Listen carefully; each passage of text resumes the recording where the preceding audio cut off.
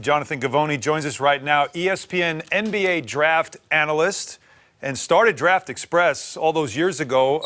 Obviously, one of the draft gurus, knows what's going on, ins and outs. And you even have a story about this. Yeah, I actually started at the University of Florida in 2004. I was a freshman, and watching David Lee play there, I mean, he was a dominant player, and we actually talked pretty much every single day leading up to draft day for him. He was so nervous, and he was so analytical about the way he broke down his workouts and who is he matched up with, and where is he going to get picked. And it's amazing to see the career that he had in the NBA. And also he was the 30th pick, so he waited quite a while in that green room. This year's draft, is it safe to say we can move past the top 3 picks? Is there any chance there'd be any change? You know, John Morant in New York meeting with the Knicks today. They've already met with R.J. Barrett. Grizzlies seem like they're locked in with John Morant. Can you see any change there at all? I would be very surprised. I mean, the only thing that could throw things for a loop is the Anthony Davis stuff. If the Knicks make a move there on draft night, then who does New Orleans take at 3? That's a big question mark. But it feels like those are the top 3 players in the draft. I personally think R.J. Barrett is the second best player, which bodes well for the Knicks if they're sitting there at 3. Okay. Yeah. 4 is the other one that I think everybody's looking at because, as you mentioned, Anthony Davis, it could be the Lakers or it could be the Pelicans.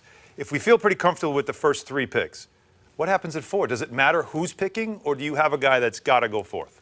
Oh, it definitely matters who's picking and what their agenda is. If it's the Lakers, I'm thinking they're going to look for the most ready guy that they can get. LeBron James is 35 years old. He's not looking to wait. Yeah. And so if you can get a Jarrett Culver or a DeAndre Hunter, someone who's ready to come in and play NBA minutes right away, that helps you a lot. If you're in New Orleans, I think your agenda changes because you're rebuilding around Zion and you're looking for the highest upside, someone that can, be a star for you 3-5 years down the line, and that's where maybe a Darius Garland comes into play more. I think the Lakers would look at Garland too, but we're hearing more and more that maybe Culver is the Lakers guy now. What are your thoughts on a team like the Hawks? They've got a bunch of picks.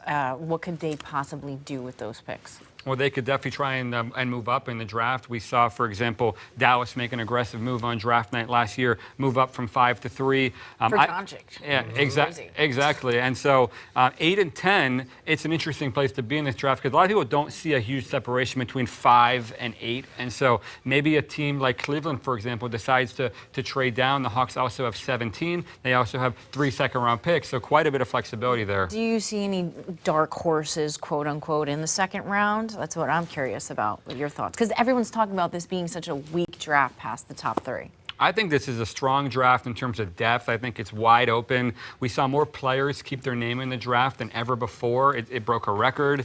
There's some very interesting international players that are available to be stashed. And I think that you're looking at All-Americans, all throughout the second round. And there are going to be guys that carve out a long career in the NBA. We just put out an article today talking about how 40% of the NBA either win in the second round or undrafted. So you're looking at good players there. You just have to pick the right guy. So you're feeling like if the Knicks take R.J. Barrett at 3, they might have gotten the second best player in the draft. No question in my mind. He might be the best player in the draft, honestly. He's versatile. He's one of the best.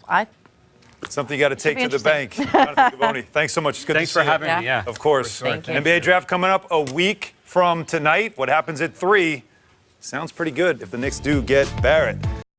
For more great videos from the MSG 150, check out right there. And remember, our show is on Monday through Thursday, 8 to 10:30 p.m. on MSG Network and MSG Go.